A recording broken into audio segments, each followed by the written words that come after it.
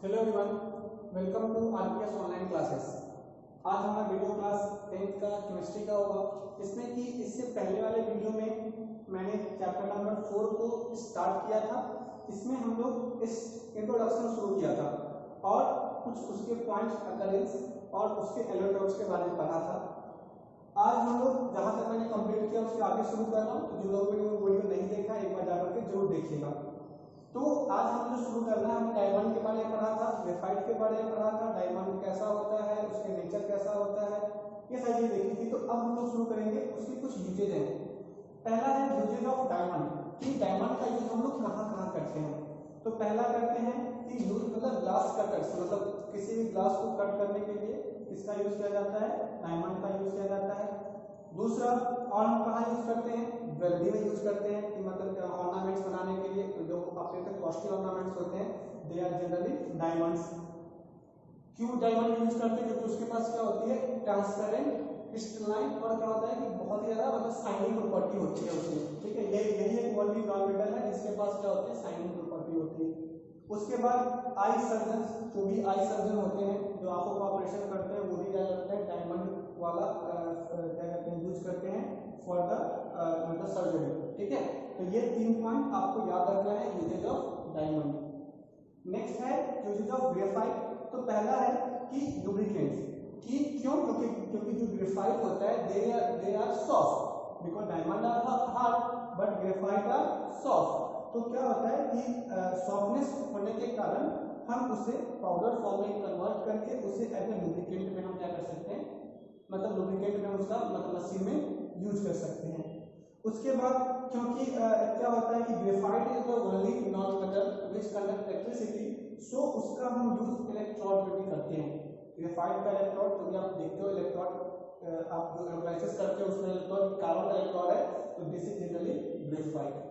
तीसरा है कि जो भी आप पेंसिल यूज करते हो उसके कोर्स ऑफ पेंसिल में भी क्या होता है, ग्रेफाइट ही रहता है। ये 3-4 यूजेज हैं, आप इसे याद रखना, एक नोट्स के तौर पे भी आप इसे रख सकते हो। ठीक है, एग्जामिनेशन पॉइंट ऑफ व्यू से इंपॉर्टेंट है। नेक्स्ट है आपका जो तीसरा एलोट्रॉप्स था हमारा, वो था बकमिनिस्टर फ्लोरीन।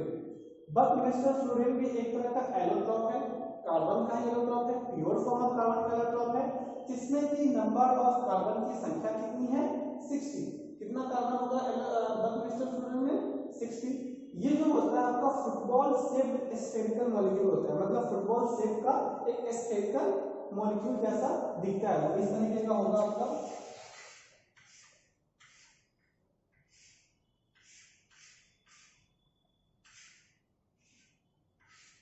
इस तरीके का, ठीक है, इस तरीके कुछ मतलब एक स्फेरिकल बॉल टाइप का 3D स्फेरिकल मॉलिक्यूल होगा, जिसमें कि आपके 20 हेक्सागोनल एंड 12 पेंटागोनल रिंग होंगे। ये बहुत ही इंपॉर्टेंट ऑब्जेक्टिव क्वेश्चन में पूछता है।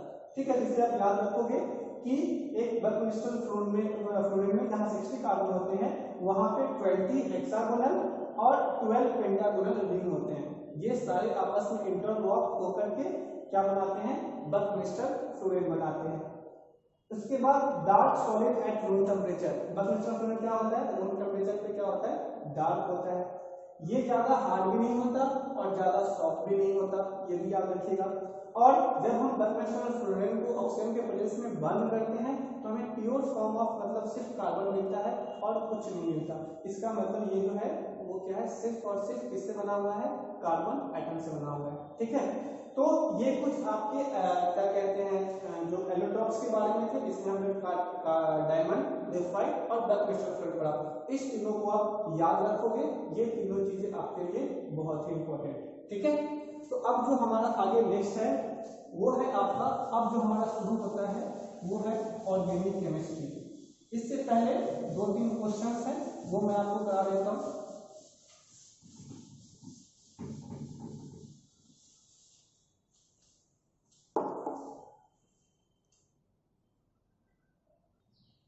तो अब जो हमारा एक क्वेश्चन मैंने लिखा है यहाँ पे, क्वेश्चन ये कह रहा है कि एक एलिमेंट है जो कि ग्रुप 14 से बिलोंग करता है। ठीक है, उसके 2 कॉमन एलोट्रॉप्स हैं, जिस एलोट्रॉप्स में ए जो है वो हार्ड है, नॉन कंडक्टर है, और बी जो है वो सॉफ्ट है और गुड कंडक्टर है। आपको बताना है कि एलिमेंट कौन सा है और ए और बी आपका क्या है। तो देखिए ग्रुप 14 से एक ही एलिमेंट बिलोंग करता है, जो मैंने इंट्रोडक्शन ही बताया था, वो क्या होता है, कार्बन। ठीक है, क्योंकि इसके दो कॉमन इलेक्ट्रॉन्स होते हैं, दिस इज डायमंड और दूसरा क्या होता है, ग्रेफाइट। ठीक है, डायमंड क्या होता है आपका, हार्ड होता है और ये क्या होता है आपका, सॉफ्ट होता है। ठीक है, और ये हार्ड होता है और ये कंडक्ट इलेक्ट्रिसिटी नहीं करता। क्यों नहीं करता, बिकॉज ऑल द कार्बन मतलब ऑल द क्या बोलते हैं, valence electron of carbon is occupied by different carbon atom. ठीक है, तो इसलिए इसके पास कोई भी और इलेक्ट्रॉन नहीं होता, इसके कारण से डायमंड इलेक्ट्रिसिटी कंडक्ट करेगा। But in case of graphite is soft but it conduct electricity because graphite जो आपका है वो क्या है, इसकी hexagonal unit होती है और only 3 valence electron of graphite are connected with the different carbon atom, but one odd electron is present in graphite. This odd electron is responsible for the conducting electricity, and this also make the hexagonal unit makes the graphite soft because it has vacant space between two hexagonal units. ठीक है, तो ये चीज याद रखोगे। इसका element हो जाएगा कार्बन, ए हो जाएगा डायमंड, बी हो जाएगा आपका ग्रेफाइट। उसके बाद एक क्वेश्चन और है, इसमें कह रहा है कि एक लड़के ने क्या किया है, अपने पेंसिल को दोनों एंड पे क्या किया है, शार्पन कर, मतलब उसको क्या कर दिया, छील दिया है। उसके बाद उसने क्या किया है, दोनों मतलब दोनों तरफ पेंसिल के दोनों साइड उसने क्या किया है, तार वायर को कनेक्ट कर दिया और सर्किट उसने कंप्लीट किया है। तो उसने देखा कि बल्ब ग्लो कर रहा है, क्यों? तो इसका रीजन दोगे, इसलिए ऐसा हो रहा है क्योंकि जो आपका लीड मतलब लीड है, पेंसिल का जो लीड है वो made up of graphite and graphite is a good conductor, that's why it complete the circuit and the bulb glow. ठीक है, उसके बाद क्वेश्चन नंबर 2 एक और क्वेश्चन था, क्वेश्चन नंबर 3 कह रहा है कि एक इलेक्ट्रोड है, ठीक है, कार्बन का इलेक्ट्रोड है, जिसको हम बर्न करते हैं तो ऑक्सीजन के प्रेजेंस में, तो हमें एक गैस मिलता है, जो गैस लाइम वाटर के साथ मिल्की हो जाता है। तो हमें बताइए ये जो आपका इलेक्ट्रोड है वो किस चीज का बना हुआ है। तो हम क्या बोलेंगे, this electrode is made up of carbon and the electrode is graphite. Okay, तो ये आपके 3 अलग अलग टाइप के क्वेश्चंस थे, इन तीनों क्वेश्चंस को आपको ध्यान रखना है। ठीक है, तो अब हम लोग आगे की तरफ बढ़ते हैं। ये तीनों क्वेश्चन को आपको समझ में आ गया होगा, अगर नहीं आया होगा फिर से आप मुझे बताइएगा, मैं उसे एक्सप्लेन कर दूंगा।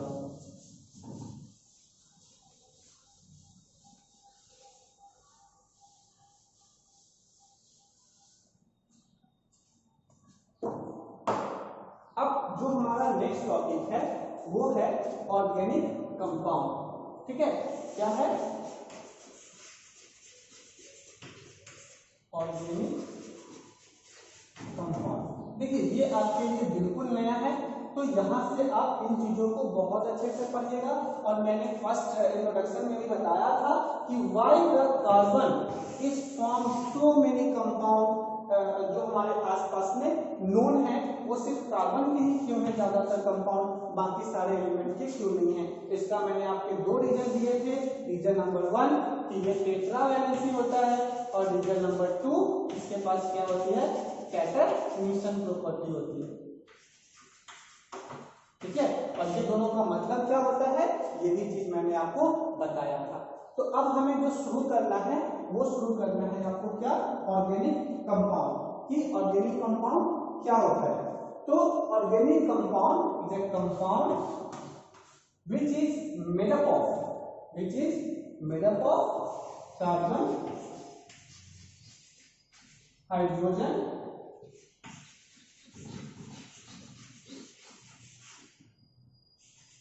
and their derivatives।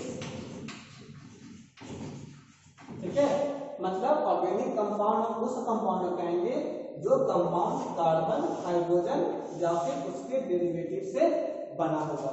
ऐसे कंपाउंड को हम क्या कहेंगे? ऐसे कंपाउंड को हम कहेंगे ऑर्गेनिक कंपाउंड। इस चैप्टर में आपको बहुत सारे ऑर्गेनिक कंपाउंड के बारे में पढ़ना है। हम लोग एक एक करके उन सबको डिस्कस करेंगे, ठीक है। तो अभी हम लोग शुरू करते हैं ऑर्गेनिक कंपाउंड।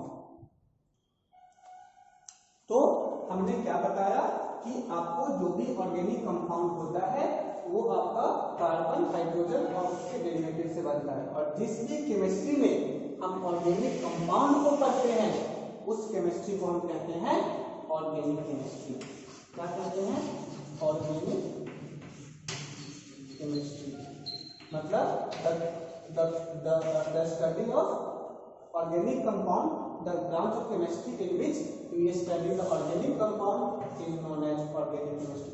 बहुत जगह पे आप देखोगे ये भी लिखा रहता है कि the compound of carbon are known as organic compound, पर आप इस तरीके से लिखोगे तो वो ज्यादा परफेक्ट है। बिकॉज ऑर्गेनिक कंपाउंड सिर्फ कार्बन का नहीं होता, कार्बन के साथ साथ हाइड्रोजन भी चाहिए।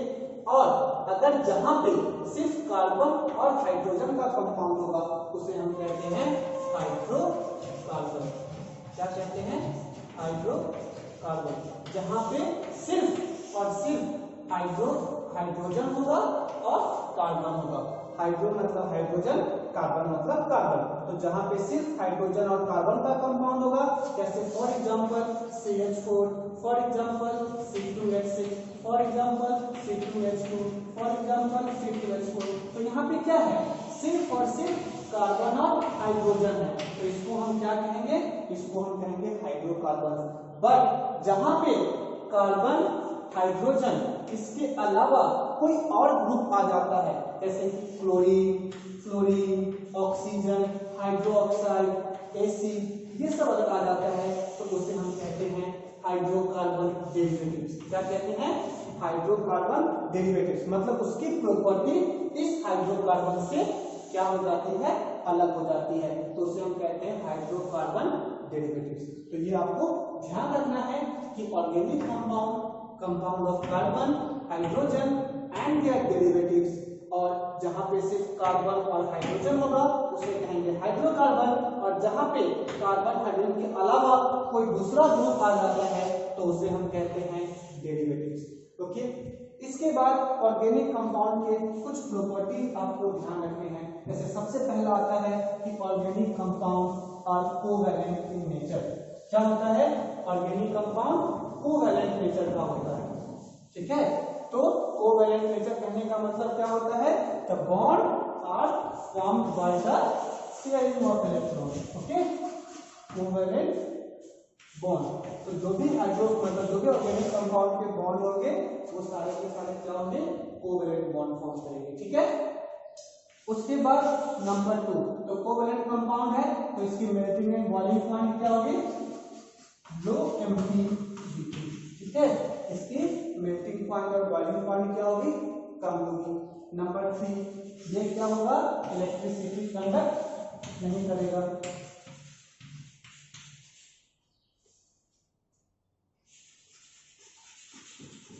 इलेक्ट्रिसिटी कंडक्ट नहीं करेगा, ठीक है।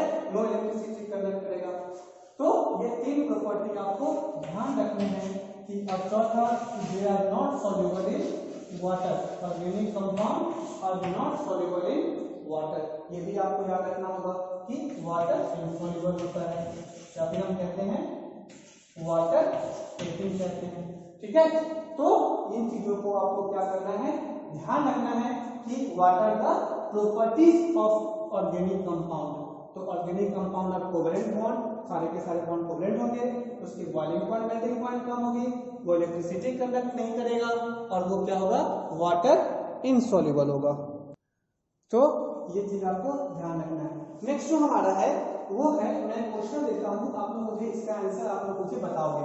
क्वेश्चन ये है कि क्या जितने भी कार्बन के जो कंपाउंड होते हैं क्या वो सारे के सारे ऑर्गेनिक कंपाउंड होते हैं? मैं यहाँ कोवैलेंट की बात नहीं कर रहा, ऑर्गेनिक कंपाउंड की बात कर रहा। ऐसे कि हमारा CO2, जैसे कि हमारा CO, जैसे कि हमारा CO3 तो क्या ये सब भी ऑर्गेनिक कंपाउंड है? और अगर है तो रीजन, और अगर नहीं है तो क्यों नहीं है, आपको बताना है। ठीक है, कार्बोनेट हो गया, बाइकार्बोनेट हो गया, ये सब तो कार्बन हाइड्रोजन भी है यहाँ पे, देखिए कार्बन हाइड्रोजन है, कार्बन के अलावा यहाँ पे ऑक्सीजन भी है। तो ये सारे these types of compound are considered as organic compound? If yes, then why? If no, then why? Explain. आपको ये चीज का आंसर आपको देना है, इस टाइप के कंपाउंड को हम ऑर्गेनिक कंपाउंड कंसीडर करेंगे या नहीं करेंगे, ठीक है। तो इसके बाद ये जो इतना होने के बाद आपका जो नेक्स्ट टॉपिक है वो है आपका क्या कहते हैं कि why the carbon form so many reason behind carbon forming so many large number of compound. तो इसका आंसर मैंने आपको बता दिया था, सेल्फ लिंकिंग, कैटेगरीशन प्रॉपर्टी और टेट्रावैलेंस से याद रखिएगा, ये दोनों एग्जामिनेशन पॉइंट ऑफ व्यू से बहुत इंपॉर्टेंट है। इसके बाद नेक्स्ट टॉपिक आता है जो हम नेक्स्ट क्लास में डिस्कस करेंगे, वो आता है हमारा types of organic compound. Types of organic compound, और इस टाइप में जो सबसे मेन है जो हमें पढ़ना है वो है हाइड्रोकार्बन। अगर एक बार आपने इस चीज को समझ लिया तो समझिए क्लास 11th का 20% ऑर्गेनिक केमिस्ट्री, 30% ऑर्गेनिक केमिस्ट्री आपको समझ में आ गई। बस आपको ये समझना है। तो इसलिए जो भी चीजें मैंने पीछे पढ़ाई है उस सबको अच्छे से रिवाइज कर लीजिएगा, फिर इस चीज को हम लोग अच्छे से डिस्कस करेंगे। ये क्वेश्चन जो मैंने पहले बताया था वो भी डिस्कस करना है। हम लोग नेक्स्ट क्लास में जो वीडियो शुरू करने वाले हैं वो हमारा है types of organic compound. Okay, तो होप आपको ये सारी चीजें समझ में आई होगी। अच्छे से पढ़ाई लीजिएगा, अपना ध्यान रखिएगा। Thank you.